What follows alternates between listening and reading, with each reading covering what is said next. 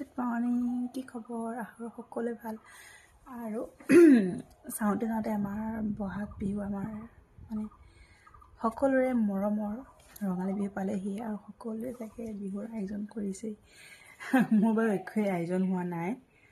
সকলোৱে চাগে পিঠা পনা লাড়ু সান্দহ সকলোৱে খুন্দিছে, কাপোৰ কানি লৈছে, কিন্তু মোৰ একোৱেই নাই। কাপোৰ কানিও লোৱা হোৱা নাই, পিঠা পনাও খুন্দা হোৱা নাই।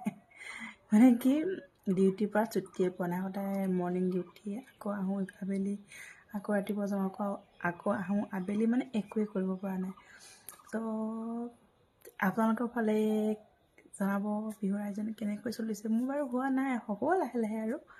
এতিয়াও যিহেতু 3 4 সময় আছেই। আজি হ'ল শনিবাৰ, সোমবাৰে উৰুকা, মঙলবাৰে বিহু।